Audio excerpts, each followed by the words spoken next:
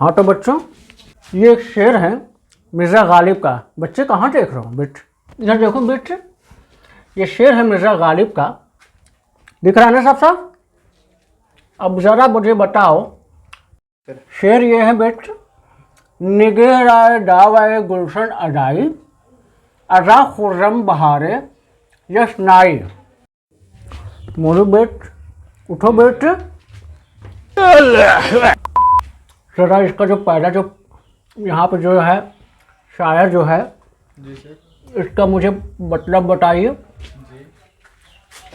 निगह राय दावाए गुलशन अदाई, अज़ा खुर्रम बहारे यशनाई। मोरू बेट, जी सर।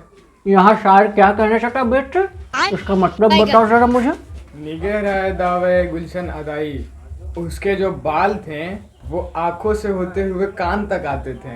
तो अज़ा खुर्रम बहारे यशनाई, यश नाम का एक नाई था जो खुर्रम के पूरी बागी सफा चट कर गया था। गलत जवाब बेट।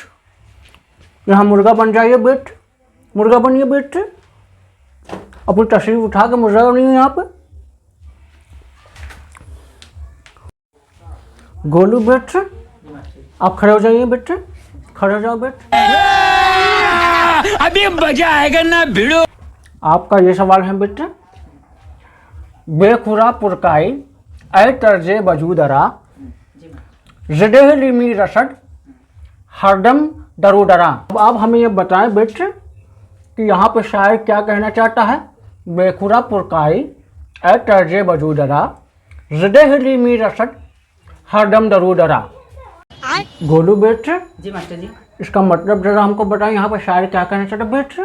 मास्टर जी, शायर तो ये कहना चाहता है कि जो शायर की लुगाई थी बेखुरा पुरकाई, वो वजूदरा नामक शख्स के साथ भाग गई। दहली तो मत दरो दरा, वो सबके दरवाजे पे जाके अपने बेखुरा पुरकाई को पूछता रहता था। मास्टर जी सही है ना मास्टर जी? गलत जवाब बेटे। जी मास्टर। अच्छा जी मास्टर जी, एक और सवाल, एक और सवाल। ये तो गलत जवाब हो गया तुम्हारा बेटे। एक और चांद दीजिए मास्टर जी, एक और। ठीक है, अगला सवाल तुम्हारे लिए है कि इसका मतलब वहाँ शायर क्या कहना चाहता बेटे। जी मास्टर। मैं पूछता हूँ आपसे बेटे। जी मास्टर जी। गोलू बेटे, तुम्हारा अगला शेर ये है बेटे, इसका मतलब मुझे बताना बेटे। गूंच आए निशी गुफ्त को दूर से मत दिखना क्यों, गूंच आए निशी गुफ्त को दूर से मत दिखा क्यों, बोसे को पूछता हूँ मैं मुझसे मुझे लगा क्यों। गोलू बेटे, यहाँ में बताएं, यहाँ पे शायर क्या कहना चाहता है इस शेर में बेटे? मास्टर जी, गोचय इस गुप्त को दूर से मत दिखा के यूं। मास्टर जी, इसका मतलब हुआ कि गोचय में जब वो गया तो दूर से ही डॉक्टर देखे तो उसे बोले कि तुम्हें तो गुप्त रोग है। और मास्टर जी क्या है, बोसे को मुंह से पूछता हूँ मैं, जब वो गोचे से अपने मुंह को पोंछता है तो जब पोंछते ही उसे फिर क्या लिखा है मास्टर जी, मुझसे मुझको लगा कि यूं। तो उसे जब अपने मुंह से पूछा तो उसको लगा कि अरे मुझे ही तो गुप्त रोग है। मोलू बेटे, आ जाओ बेटे, आ जाओ अंदर आ जाओ। कैसी तुम्हारी तशरीफ बेटे? ठीक है, बैठ जाओ बेटे। इससे पता चल गया है कि आप लोगों को उर्दू बिल्कुल भी नहीं आती। उर्दू हमारी देश की ही भाषा है।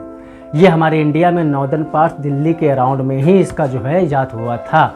इसमें 3 लैंग्वेज का इस्तेमाल किया गया है, वो है अरबिक, पर्शियन और टर्किश। अरबी, पर्शियन और टर्किश, इस 3 लैंग्वेज को मिला करके उर्दू बनी है। तो इसलिए जिस तरह आप लोग हिंदी, इंग्लिश को प्रेफरेंस देते हैं, इसी तरह हमें उर्दू को भी प्रेफरेंस देना चाहिए, क्योंकि ये कोई बाहर की जो है लैंग्वेज नहीं है, बाहर की भाषा नहीं है, ये हमारे हिंदुस्तान की भाषा है।